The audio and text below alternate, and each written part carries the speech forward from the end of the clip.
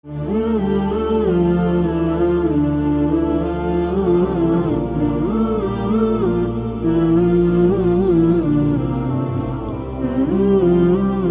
الله الرحمن الرحيم. الحمد لله والصلاة والسلام على رسول الله وعلى آله وصحبه ومن والاه. برانی بەڕێز، خوشکانی ئازیز،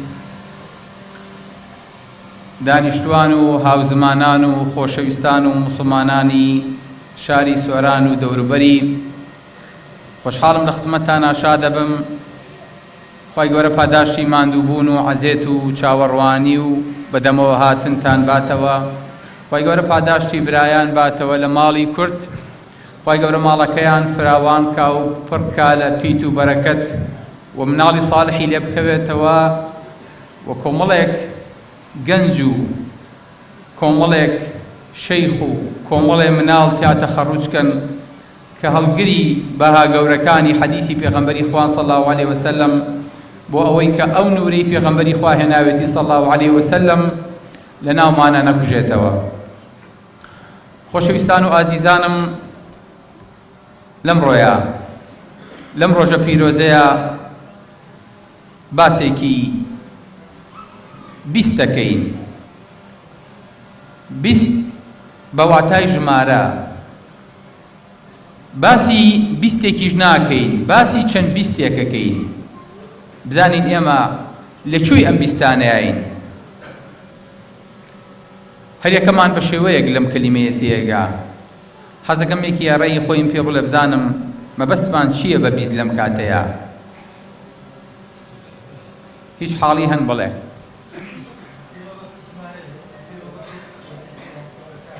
بەڵێ.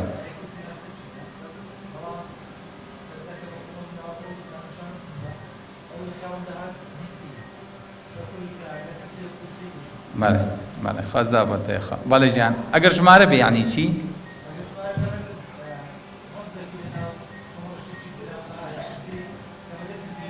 بەڵێ بەڵێ خەزا بەت. بەڵێ چی تر برام؟ جان؟ تکای پێغەمبەری خوا صلی الله علیه وسلم. بەڵێ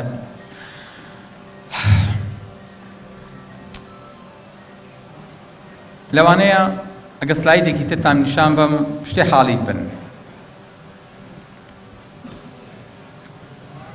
بەبەستمان بە چەند بیستێک چییە؟ بەبەستمان ئەوەیە خۆشەویستەکانمان بڵێین کە ئەوەی کە ئێمە بۆیە چین، ئەوەی کە لە پێشمانە، ئەو ساڵەی کە دێت و ئیستاکەنە خەڵک خۆی بۆ شپرزە کردووە و مۆڵەکانی بۆ ئەڕازێنێتەوە، ئەوەی کە ژیانی ئێمە وردە وردە بۆی ئەڕوا و ساڵێک میوانمانە بێ و ساڵێکیش ئێمە لە خزمەتیا بین 2020دا، واتە وەکو ئەمریکی ئەڵێ 2020 دوو بیستی بە دوای یەکە. ساڵی 2020 ژمارەیەکی جوانەوە نییە؟ ئەگە بە سیارە و بۆ مۆبایڵەوە بۆ پاری باشێ کرد. زانین بۆ ئێمەش ئەم بەهای ئاوایە. سبحان الله،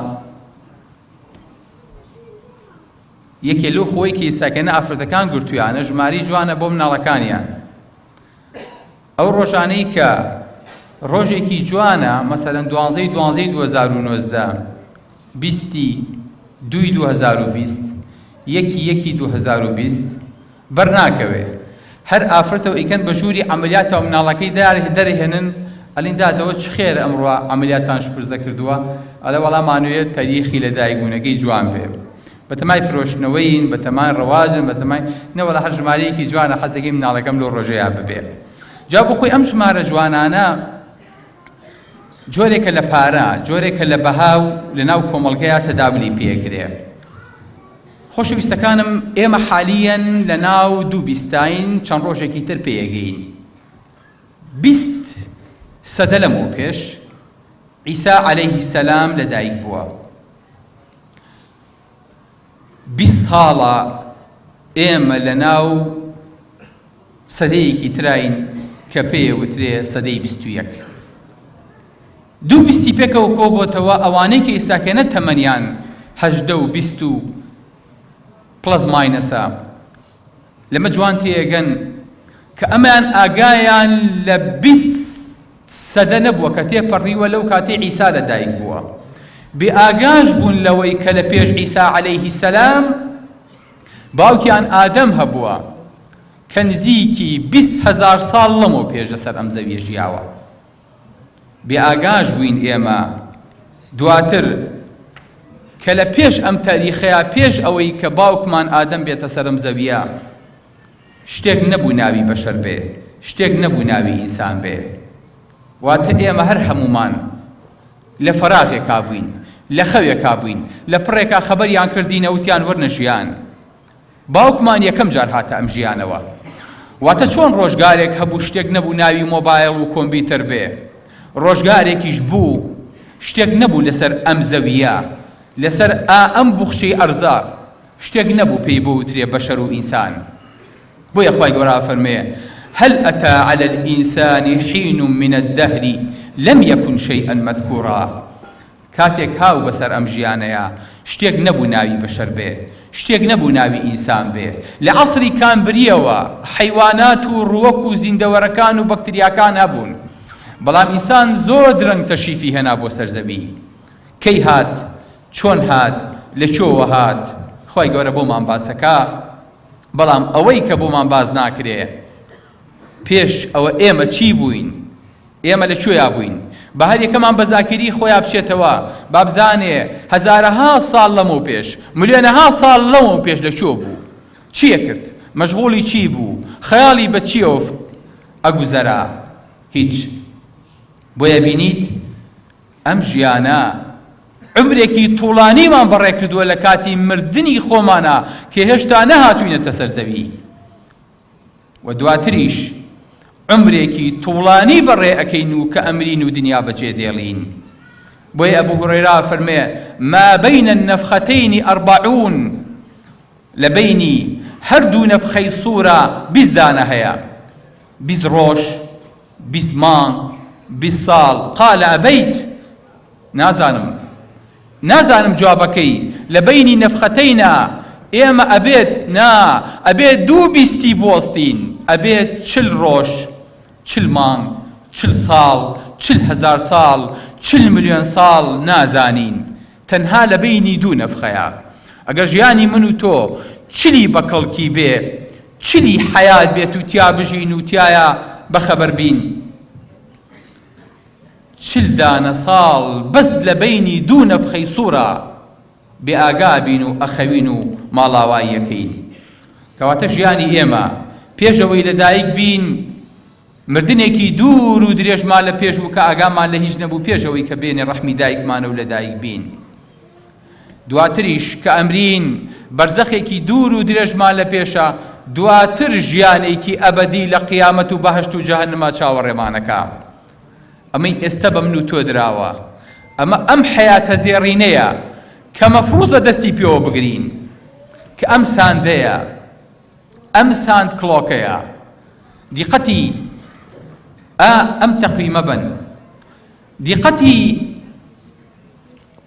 ئەم تۆز و خۆڵە بن کە کراوەتە قوڕگی شوشەیەکە و دێتە خوارەوە من و تۆ پێشتر خۆشەویستەکانم لەسەرەوەی ئەم شوشەیە بووین هێشتا نەهاتبووینە ژیان دواتر ئەچین بۆ ژێری ئەم شوشەیە کە ژیان بەجێ دێڵین ئەی ئێستا لەکوێین ئێستا لە قوڕگی شوشەکەین ئێستا لەو لە باریکەین و خەڵکێکی کەمین و 7 ملیارێکی لەسەر ئەم زەویە کە پێکەوە تێئەپەڕین و لەو ژیانەی کە ئاگامان لێ نەبوو بۆ ئەو ژیانەی کە دیسانە و بێ ئاگا بینەوە بەڵام ئێستا لەو بینەیەین مەجای هەناسەیەکمان پێدراوە مەجای کاتێک و هاتنە ژیانێکمان پێدراوە ئێستا حالیین ئێمە لە تاقیکردنەوەکەیین لەو ڕۆژی هاتینە ژیان وردە وردە چرکەکان دەستی پێکرد تی فڵان کەس عەدی تەنازولی دەستی پێکرد 20 ئەژی 40 ئەژی 60 ئەژی 80 ئەژی گرنگەوەیە چەند بیستیەک و دنیا بەجێ دێڵێ بۆیە خوای گەورە فەرمێ قل إن الأولين والآخرين لمجموعون إلى ميقات يوم معلوم. أوي كوتنا جيروي شوشكا أما آخرين أوانيك لسري شوشكيان أمانا أولين ئێمەش ئالە و بێنەیە ئیستاکەنە حالیان ئەگوزەرین پاشان ساڵێکی تر ژیان ئەڕوا دنیا ماڵاواییەکە ئێمەش ئەمەی کە لێرەیە ئەوەی کە ئیستاکەنە جوی لێمانە هەر هەمووی ئەڕوا و خواحافیزیەکە جیلێکی تر دێ شوێنمانەگرێتەوە وەکو چۆن ئێمە جێگرەوەی جیلێک بووین لە پێش خۆمان. كما أنشأكم من ذرية قوم آخرين.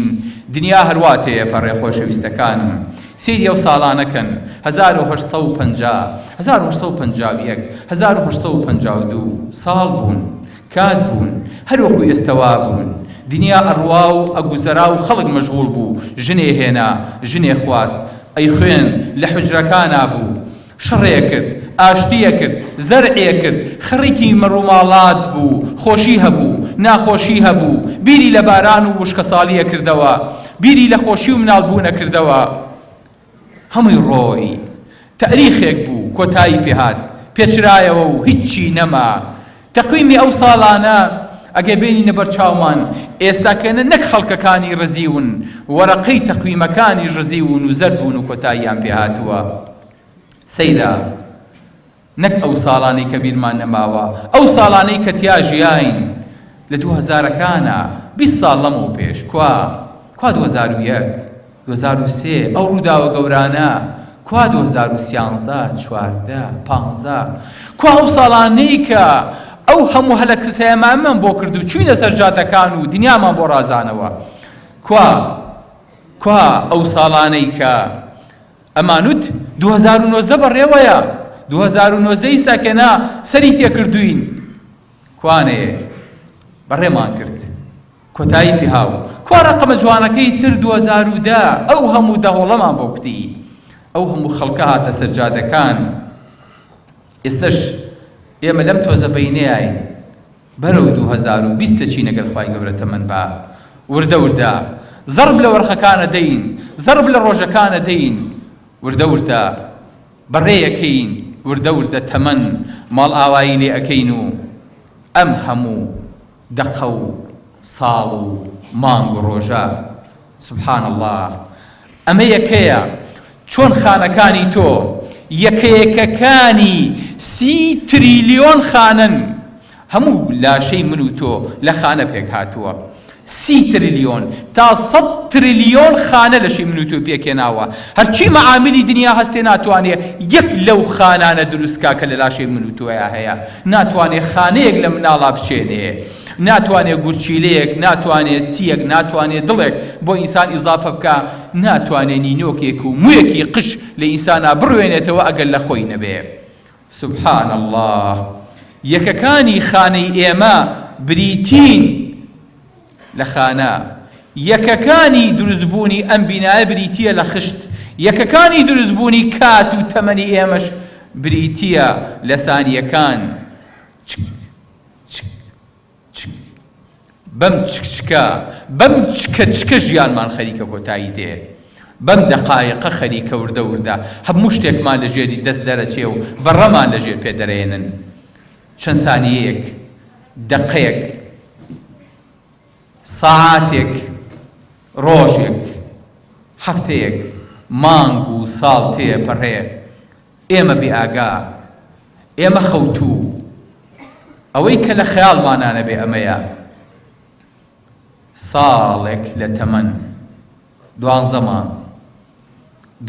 مانگی تەمەنی 2019 ڕۆی 52 هەفتە 665 ڕۆژ 8760 ساعات 525 دقیقە 31 ملیۆن چرکە کە ژیانی من و تۆ ڕۆحی من و تۆ لە یەک چرکەیان ئادەرەچێ 31 ملیۆن چرکەمان بەڕێ کردووە لە یەک ساڵە سبحان الله ئەوە ژیانە خۆشەویستەکەم ئەگەر قەول بێ هەر یەکەمان تەمەنمان 6 ساڵ بێ کە پێغەمبەری خوا صلی الله علیه و سلم 60 ئەوەی بەڕێ کردووە زیاتر نەژیاوە ئەگەر قەول بێ هەر یەکەمان 6 ساڵ لە تەمەنی بژی لەو ڕۆژەی لەدایکە بێ منداڵێکی تەواو و چاوگەش و جوان بەبێ نوقستانی، بەڵام کە ساڵێکی لە تەمەن بەڕێ کرد بڵین بە جوانەکە تۆ ئێستاکەنە ساڵێک لە تەمەنە ڕۆی، واتە ئەبێ بەقەدەر ساڵێک کەم کەیت، ئەبێ لاشە و کەمکە، ئەبێ ئەندامەکانت کەمکە، زەحمە نەبێ چۆ هەڵەبژێری کە لێت کەینەوە. ئەڵێ مامە جان من ئەقڵم پێی ناشکێ لێم گەڕێن بۆ 20 ساڵی ئەو کاتە قەرارتان بۆ دەم بابم بە منداڵێکی گەورە. ئەڵیم بەسەر چاو کوڕم بە تەمای چەند بژیت چەند بیستی؟ ئەڵێ من بە تەمام 80 ساڵ بژیم ئینشاڵڵا دوای عومرێکی دریش 100 بەڵام ئێستاکەنە تۆ 20یانە بەڕێ کردووە، واتە یەک لەسەر 5 تەمەنت بەڕێ کردووە.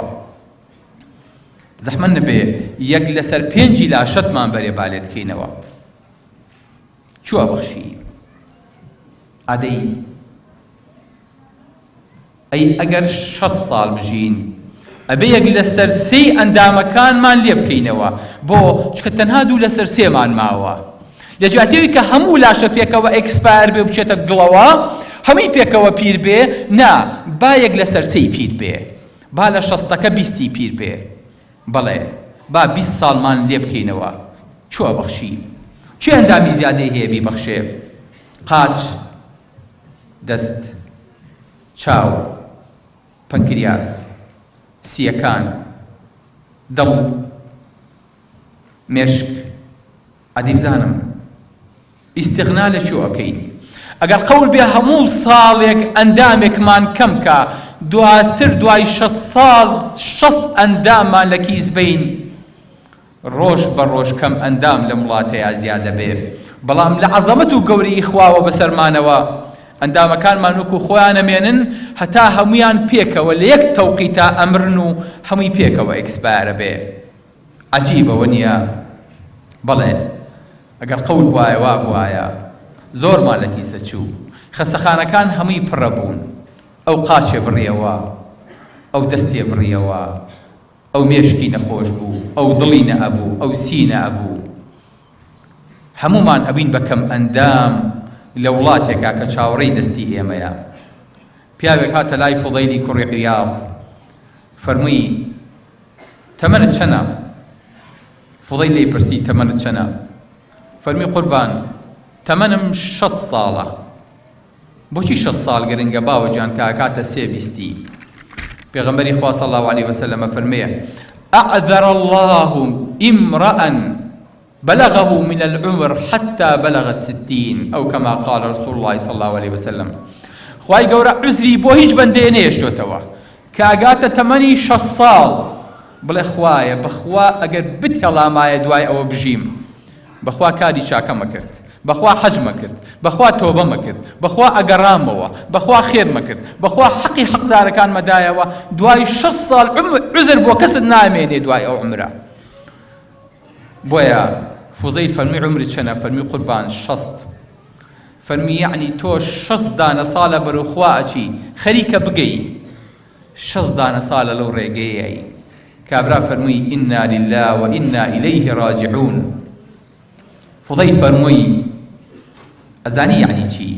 فەرمی بڵێ یعنی من عەبدی خوام و بۆ لای خوا ئەگەڕێمەوە.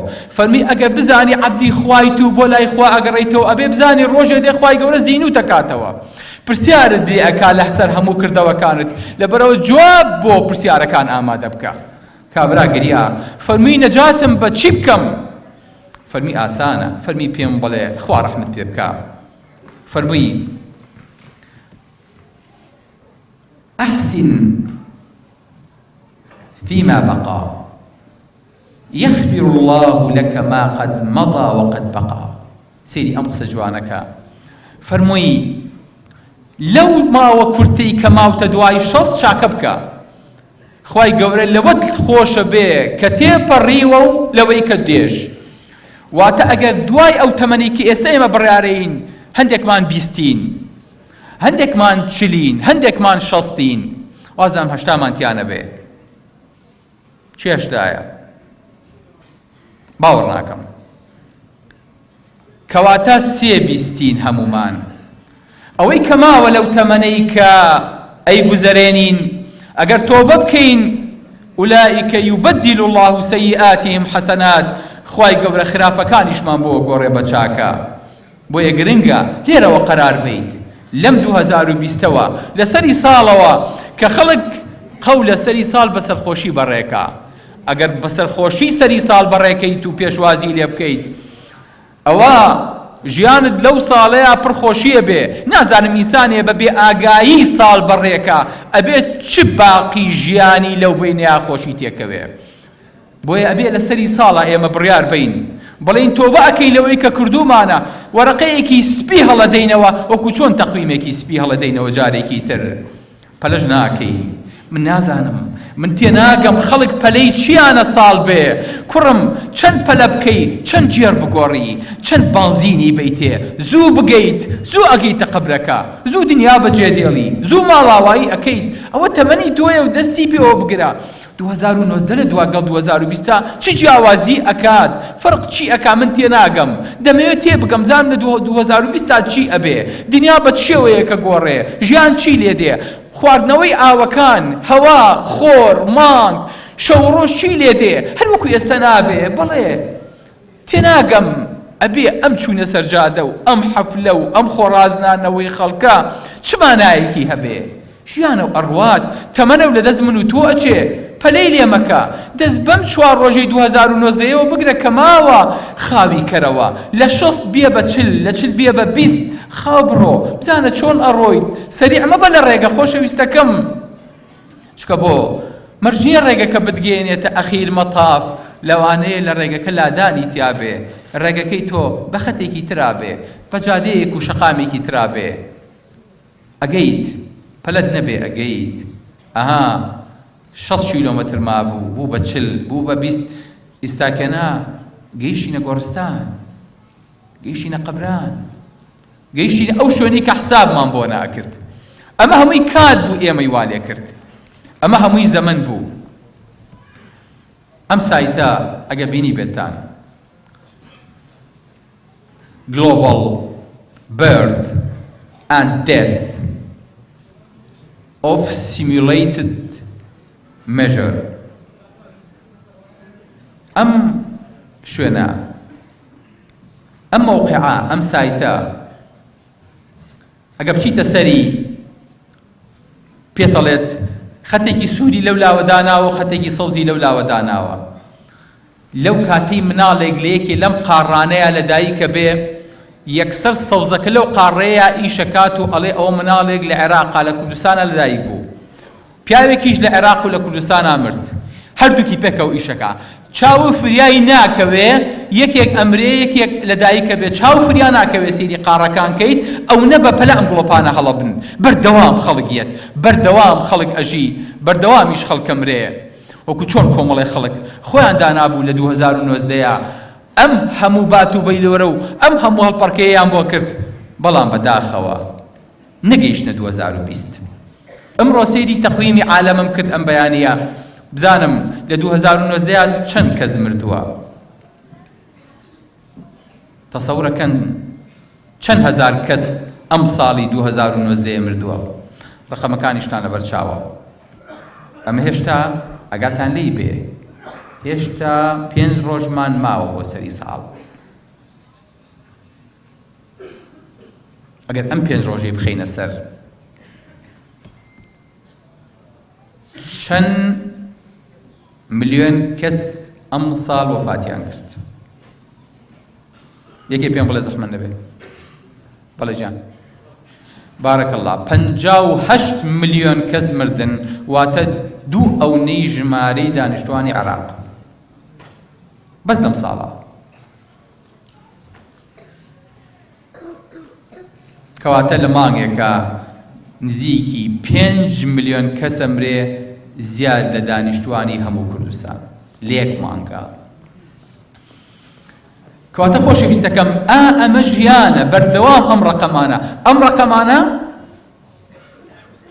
کە سکرینشوتم کردووە، بە زەحمەت کامێرەکە توانیت و ڕقەمەکە بخوێنێتەوە، چکە ئەو نە بە سورعەت ئەڕوا. هەر ئەمڕۆ سەدەها هەزار کەس مردوون، هەر ئەمڕۆی لەگەڵا بێ. سوبحان الله، نەگەیشتونەتە ئەم ساتە. هەتا ئەگەینە سەری ساڵیش 2 ملیۆنی ترم برێ عەدەدەکە ئەگاتە 6 ملیۆن ئینسان لەسەر زەوی ئەمرد. لا إله إلا الله.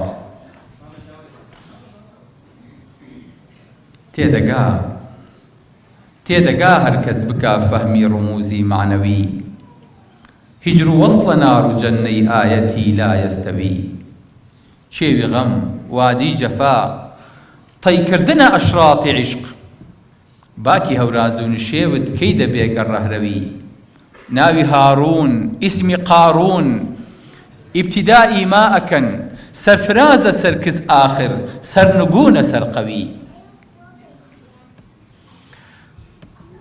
مامۆستا فەرمێ ناوی هاڕون ها کەلیمەیەکی سووک، ئیسمی قاڕون قاف حروفی قەلقەلا ئیبتیدائی ما ئەکەن. هاڕون و قاڕون بەس ها و قافەکەیان جیاوازە. لە بیدایەتەوە پێتەڵێن سەرفرازە سەرکز ئاخر سەرنگونە سەرقەوی. فەرمێ ئەوەی کە سەری کزە و سەری شۆڕەکە و عیبادەتەکە و لە خوا ترسێن، سەری خۆی کزەکە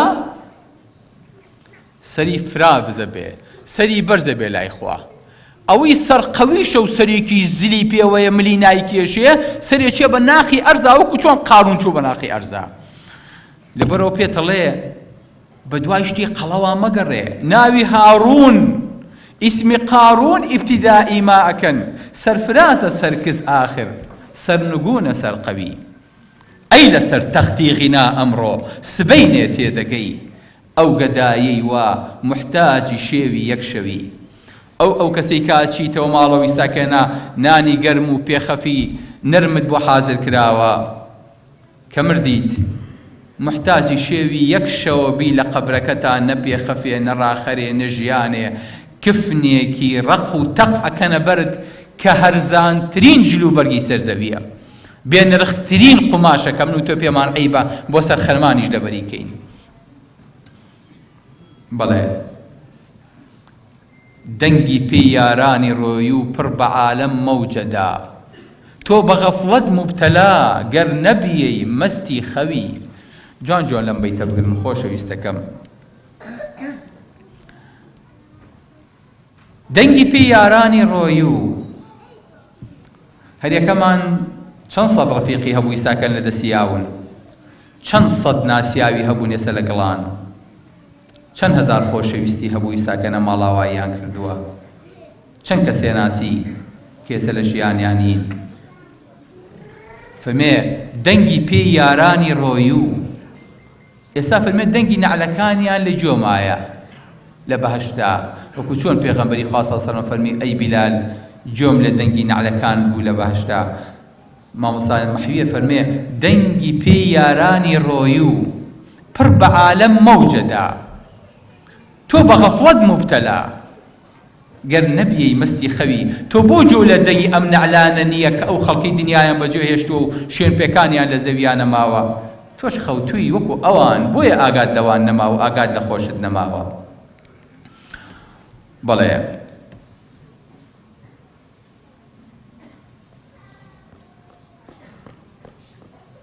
جوانترین تعبیر بۆ ئەمە نو کۆمنت، منیش تعلیق نایم، حەزەکەم یەکێ تعلیق بە.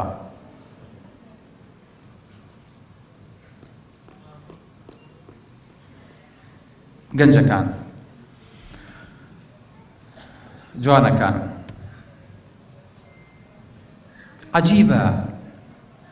عەجیبە گەنجێ لە گازینۆ و لە نێرگە لە خانەکان و لە قاوەخانەکان کەوتووە و خەریکی دوو کەڵ بەباکردنە، خەریکی کات سەرفکردنە، خەریکی پاڵانەوان بە ژیانەوەیە، دەقە و سات و ساڵی وەکو یەک لێڕوا، نازانێت دنیا چ باسە.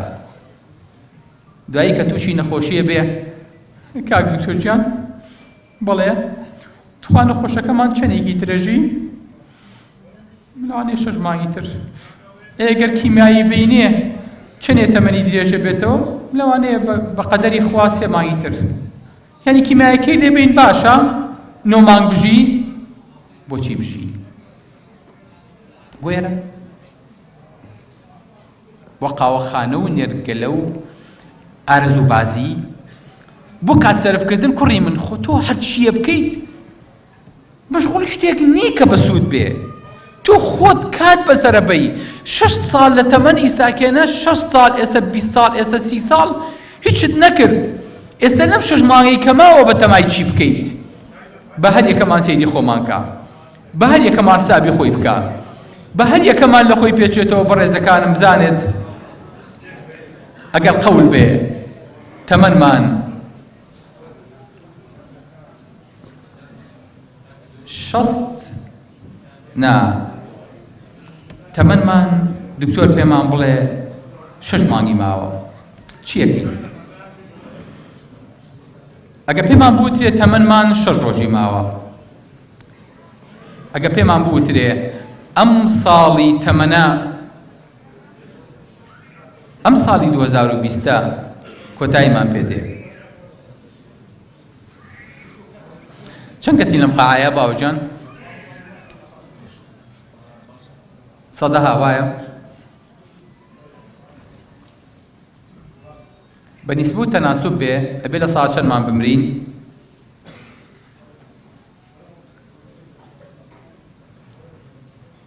کەس گومانی هەیە ساڵێکی تر کە دانیشتینەوە بۆ ئەم مناسەبەیە کۆمەڵێک لەمانی ئێستا دانیشتون و سەیرمانەکەن ئێستا وفاتیان کردووە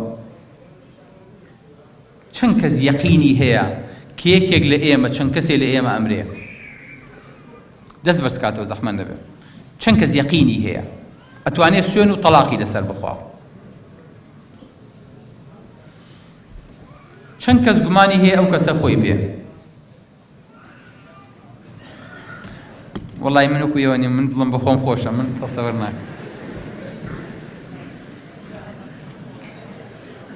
دەبا هەر یەکەسی کە با بزانێ ئەو کەسە خۆیەتی ئەو مڕەشەحە و ئەو هەڵبژێرا و کاندیدە ئەوە بزانم ئەم ساڵە 2020 چیەکە حتى إذا جاء أحدهم الموت قال رب ارجعون لعلي أعمل صالحا فيما تركت خواجان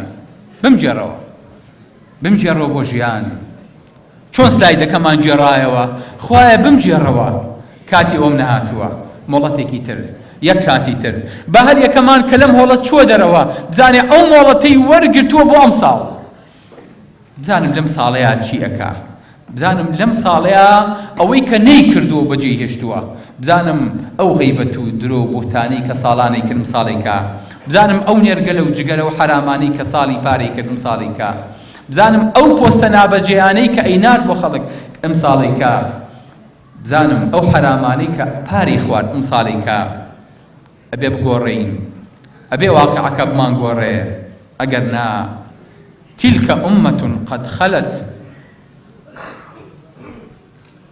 ئەوە زەمەنێ بوو چێو زەمەنی بیرە چێو تەمەنی بیرە باوەڕاکەم هیچ لە گەنجەکانەمەیان بینی پێ ئەمە زەمەنی ئێمە بوو ئەمە زەمەنی مناڵی ئێمە بوو کە سەیرمانە کرد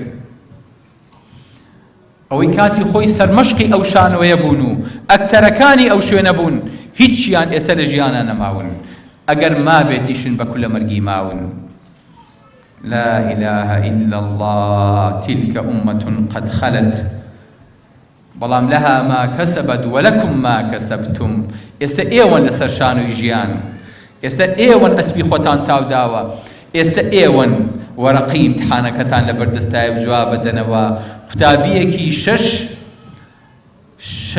دانە 3 سەعاتی لە ژووری ئیمتحانە بێ واتە 18 سەعات ئەگەر هەموو ئیمتحانەکان با 21 سەعات بە معدل 20 سەعات لە ژوورەوە ئەبێ بەڵام مستەقبەلی ئەبێ بە دکتۆر یاخود ئەچێتە ماڵەوە کاسبیەکەکە ئەم 20 سەعاتە دیاریەکە ئێسازان 20ەکان بۆچی چەند 20یەکن ئەگەتان لێیەتی بەڵێ کەواتە ئێستا تۆ لەم ئیمتحانەیە باوکی من هەمومان لەسەر شانوین و بزانین چیەکەین تۆ پێدانراوە و یاریەکە نیهاییە و دووبارە نابێتەوە ئەم یاریە 4 ساڵ جارێک ئەمە ئۆلۆمپیاد نییە یەک جار تۆ لەسەر شانوی ژیان تۆپێکیان بۆ داناویت و پەنارتیە و پەنارتیەکانیش یەک لاکەرەوەیە یەک شوت لێدەی حەزەکەی کە گۆڵت نەکرد لەوێ بچۆ دوایی 100 دانە لێ بە هەر هەمووی گۆڵکە، یەک پولە بۆ حسێب نییە، ئەڵێن پەنارتیەکی فوتانین، گۆڵی نەکرد، تیپەکەمانی بەدۆڕان، فەریقەکەمان وڵاتەکەمان لەسەر دەستی ئەوا دۆڕا. ئێستا ئەم تۆپە لە بەردەستی توایە چی لێ یەکەیت؟ ئەم زەویە لە بەردەستی توایە تۆپێکی خڕە، چۆن شوتیتی هەڵەیت؟ چۆن تەلاقەیت و قیامەتی پێکڕی؟ چۆن بەسەر ئەم سیلەمەیە سەرەکەویت و خۆتەگەیەنیتە باشت؟ الله، ئەوە کچی کوردی داپۆشراوە پێش 100 ساڵ لەمەوە پێش 150 ساڵ لەمەوە پێش، نەک خۆی ئێستا مناڵەکەشی نەماوە. ئەو پیاوەی کە بەدیارەوەیەتی و لەم بەرەوە ئەمیش حەزی لە کەشخەیی بووە، حەزی لەو بۆ خەنجەرێ بەلاقەیەوە بێ و مناڵی هەبێ و ئاغا خەڵک دوای کەوێت و ئەی ئەمانیش هەڕۆیشتن. ئەی ئەمانە هەمووی کوردن، ئەو لە کانی و ئەو لە شت فرۆشتن، ئەو لە چاوباشقاڵی، هەر یەکەو بە شوێنێکا وێڵ بوو، دڵی چەند بەخۆی خۆش بوو بێ لەو کاتەیە کە ڕسمیان گرتووە و ڕسم کەم بووە بە ئاڵتۆن کڕاوە. ئەی لەم ئاهەنگەیە لەوانەیە ئاهەنگێ بوو بێ بۆ بووکوزاوایەتی یەکێ لە باپیرەکانی من و تۆ کرابێ، بەڵام کوا خۆشیەکانی تاڵیەکانی زەمەنەکەی خواردنەکەی کە حازر کرابوو، ڕەش بەڵەکەکەی هەمووی ڕۆی چی وای لێکرد بڕوە، تەنها کات تەنها ساڵ بوو پاڵی پێوە ناو و کۆتایی پێهات. بۆیە خۆشەویستەکانم لە ئەخیرا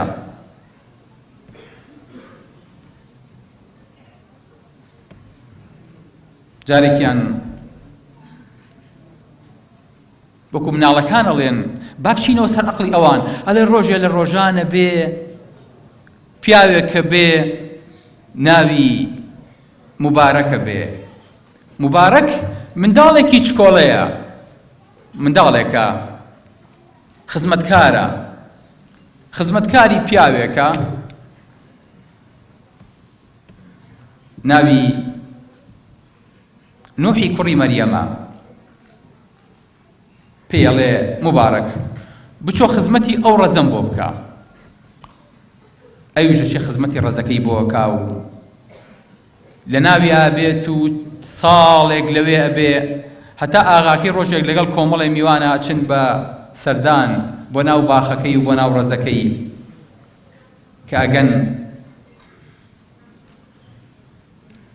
نوح ئەڵێ مبارەک کوڕم چۆ تۆزە ترێی شیرینمان بۆ بێنە لە باخەکە. ئەوەنێ کابرا لە بیلەکەیە لە باخەکە دانیشتووە کۆمەڵی میوان و مەسوولی هاتوون و دڵی بۆزەکە زۆر خۆشە و هامە تری باخەکەی خۆمە یان ناتێ.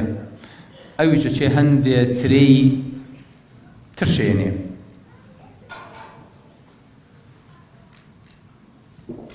ئەڵێ مبارەک کوڕم ئەمە ترشە باوەجان چۆ تۆزێک تری شیرین بێنە. ئەچێ هەندێک مێخۆشێنێ. مبارەک تری شیرینمان داوا کرد، ئەچێم جارە هەندێک تری نەگەی و ئەهێنێ. مبارەکی نامبارەک ئەمە تری خواردن نییە. ئینشەڵڵا قوربان خۆ من نازانم تری شیرین و تری ترش چۆن جیاکرێتەوە لە یەکتری. ئەڵێ بۆ نازانیت؟ ئەڵێ قوربان تۆ ناردمە بۆ ئەم باخە من خزمەتی کەم پێو نەوتم لی بخۆ. یعنی تۆ لەم باخۆ نەخواردووە؟ ئەڵێ نەبخۆ قوربان ساڵێکە دەم بەری نەکەوت هیچ نازانم. ئەڵێ عەبدوڵڵا ئەڵێ مبارەک ئەمانەی کە هاتوون ئەلێرە دانیشتوون هەمووی بۆ داوای کچەکەم هاتوون، لە وەزیر و لە گوزیر و لە والی و لە دەوڵەمەند و کچەکەم بەم بەچێ. ئەڵێ کچەکە و بە کامیان موسڵمانە بێ بۆیان. ئەڵێ بەخوا لە تۆ موسڵمانتر دەست ناکەوێ، ئەوە کچەکەم پێشکەش کردی بە هەرچیەکم هەیە. کچەکەی خۆی ئەداتێ. مناڵێکیانە بێ ناوی عەبدوڵڵای کوڕی مبارەکە بێ. الله، عەبدوڵڵای کوڕی مبارەک کوڕی پیاوێکی خزمەتکار. بەڵام عەبدوڵڵا ئەو نە پیاوێکی گەوری لێ دەرەچێ، ئەو نە عالم دایکێکی عاقڵ و زانا ئەیخاتە بەردەمی خوێندن، ئەیدا بە ماڵی کورد فێری حەدیسی کە، ئەیدا بە مەدرسەکانی فێرکردنی قورئان فێری قورئان و خوێندنەوەی قورئان و تەجویدی کەن، ئەیدا بە مامۆستایانی ئاینی فێری فیقه و فێری علمی کەن، فێری هەرچی عیلمەکانە بێ مناڵێکی لێ دەرەچێ. جارێکیان ئەچێتە مەجلیسی ئیمامی مالیکەوە، ئیمامی مالیک پرسیاری لێکا شوێنی بۆ چۆڵەکە، ئەڵێ ئەم مۆزوعانەی جەنابتان چۆنە؟ ئەویشە فەرمێ قوربان ئاوایە و ئاوایە بەبێتەک جوابێتەوە، ئەدەبێکی تایە مەگەر خوا بۆ خۆی بزانێ، بۆی خەڵکەکە جویانێ نەبێ. دوایی کە هەڵەسێ ئیمامی مالیکە فەرمێ ئەم پیاوەتان ناسی؟ ئەمە عالمی خوراسانە عەبدوڵڵای کوڕی مبارەکە. فەرمووی لە هەر شوێنێکا بۆ عیلمێ گەڕابین، لە کتێبەکانی عەبدوڵڵای کوڕی مبارەکە نەمان بینی بێ لێ بێ ئومێد بین توان تازەم عیلمە کەسی لەسەر نەکردووە. عەبدوڵڵای کوڕی مبارەک پیاوێک بۆ عالم بە دەرەجە یەک بە ئیمتیاز، نابێنی دکتۆرا، نابێنی پرۆفیسۆر، هەرچ ناوێکی لێ ئەنی زۆر لەسەر و ئەوانەوەیە. بۆ خۆی جامیعە بوو، نەک مەدرسە و کولیە، بۆ خۆی یەک عالم بوو، یەک بەحر بوو، ئەبوایە مەلەوتیا بکردایە. عەبدوڵڵای کوڕی مبارەک لەمەیە ئەمە بوو، لە دەوڵەمەنیشە پیاوێک بوو، کاسبیە کرد. یعنی عەبدوڵڵا تۆ بۆچی کاسبیەکەی؟ ئەی ئاخر سرفێکەم لەسەر مەدرسەی حەدیث بۆ ئەوەی کە پەکیان نەکەوێ، بۆ ئەوەی کە حەدیسی پێغەمبەری خوا صلی الله علیه و سلم پەکی نەکەوێ، من بەردەوام پارە لەمەیە سەرفەکەم چکە خەڵکێکن پێویستیان بەمەیە. عەبدوڵڵای کوڕی مبارەک لە غیرەتیا جارێکیان بەرامبەر ڕۆمەکان ئاوا ئەوەستنەوە، کەڵە پیاوێکی ڕۆمەکان هاتە پێشەوتی چێ شەڕم لەگەڵاکە؟ وەختێکمان زانی پیاوێک دەموچاوی پێچا بوو، ئەو نەی دیار بوو، بۆی چووە دەرەوە و کابرای کافری کوشت. شمشێرەکەی بەرز کردەوەتی ئینجا چێ شەڕ لەگەڵ ئێماکە؟ کافری دووەم هاو کوشتی، کافری سێم هاو سەعاتی ڕاوی ناو ئەویشی کوشت. دوایی خۆی کردەوە بەناو سەفی موسڵمانانە و موسڵمانان لێی کۆبوونەوە، بە هەموویان ویستن دەمامکەکەی لابن لای نەبرد. چوون بە دوایە حتاوەکو جامانەکەیم لێ کردەوە کەسەی دەکەم عەبدوڵڵای کوڕی مبارەکە، وتی ئەبوو عەمر حەیامانە بیت، فەزحمانەکەیت، ئەمەی بە فەزحکرد نەزانی کە ئەم ئیشەی بۆ خوا کردێتی بێ بەڕێیە. ئەمە غیرەتی عەبدوڵڵای کوڕی مبارەک بوو کە جارێکیان لە غەزاکانە گەڕایەوە، پیاوێک ئەڵێ هەموومان خەوتین، خۆم بۆ گرتم زانم عەبدوڵڵای کوڕی مبارەک چیەکە. فەرمێ کە زانی هەموو خەڵک خەوتووە، هەستا دەستنوێژێکی کرد لە ڕووبارەکە و هەتا بەهانی بە پێوە بوو شەو نوێژی کرد کە ئەو ڕۆژە زۆر ماندوو ببووین. بۆیە فوضەیلی کوڕی عیاضە فەرمێ تەمەنامە کرد لە هەموو تەمەنما ساڵێک وەکو عەبدوڵڵای کوڕی مبارەک عیبادەتم بکردایە. فوضەیلی کوڕی عیاض بەو دەرەجەیە فەرمێ قەسەم بەخوا ناتوانم سێ ڕۆژ وەکو عیبادەت بکەم. لا إله إلا الله. كفضيلي كري عياض تشيبو بيانو عابد الحرمين كعبدالله كري مبارك تشوبو بو جهاد ناميكي بونار فرمي يا عابد الحرمين لو أبصرتنا لعلمت أنك بالعبادة تلعب. أي عابدي حرمين أي فضيلي كري عياض أقر تشاول إيما بيسا لجهاد ولتيكو شايناين وتشوز إيكمان هيا هستكرتو قال طبع عبادتك إلى بنا كعباياك أخوة برستي.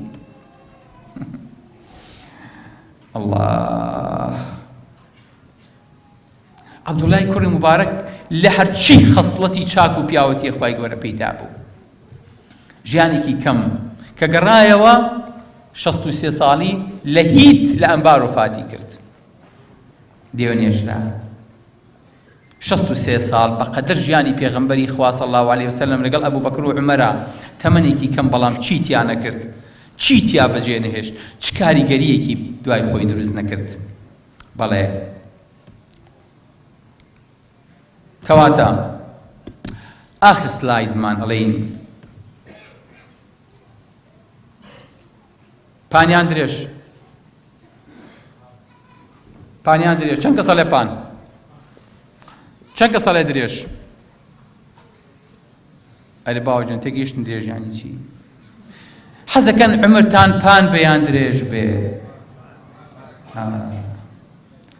عمری پان چاکە، عمری درێژ خەڵکی نییە. عمری درێژ قوربەسەری و مەینەتیە بۆ پیاو، بەڵام عمری پان عمرێکی بەبەرەکەتە، ئەو عمرەیە کە ئەتوانی کاریگەری تیا بەجێبێڵی. بەڵێ لە ئەخیرا لە قەسیدەی نورە مامۆستا مەحبووی کە وەسفی پێغەمبەری خواکە صلی الله علیه وسلم ئەفەرمێ لە تاریکی شەوی کوفرە بە یەک دەم لەمعەیەکیدا 1322 دنیا چراخانە، چرایەک نوری بێ چوونی مومیدی بێ دەبێ وابێ، چرایەک دەستی قودرەت خۆشیکا بۆ تا ئەبەدمانە.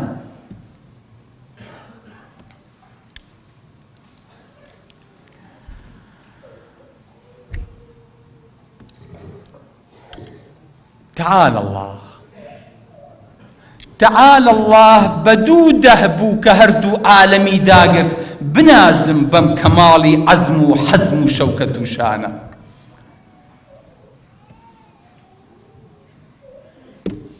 یەک کەسم بەیتم بۆ شەرحکە. تعال الله بدوو دەهبوو کە هەردوو عالەمی داگرت، باسی پێغەمبەری خواکە صلی الله علیه وسلم.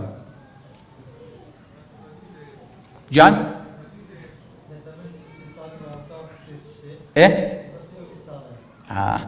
واتە پێغەمبەری خوا بە 2 ساڵی هەموو دنیای داگرت، بە 20 ساڵ دنیای هێنایە زەلزەلە و ئەم هەموو نورەی بڵاو کردەوە. 20 ساڵی تەمەنی پێغەمبەری خوا صلی الله علیه وسلم، 23 ساڵی تەمەنایەتی، 40 ساڵی تەمەنی بەڕێ کرد هیچ نەبوو، هەر محەممەدی کوڕی عەبدوڵڵا بوو. بەڵام دوایی کە دەستی دایە پێغەمبەرایەتی و جێی پێچایەوە فەرمووی کاتی ئیسراحەت نەما ئینجا تعال الله بدوو دەهبوو کە هەردوو عالەمی داگرت، لە ناو یەک حجرەی بچکۆلەیە بوو، مەلیکی فارس و ڕۆم لێیە ترسان. بنازم بەم کەماڵی عەزم و حەزم و شەوکەت و شانە. لەگەڵ ئەم ئیحتیشامە زوهدی دنیایی تەماشاکە، کێک لە دنانی جۆ بوو قوتی یا خورماد و سێدانە.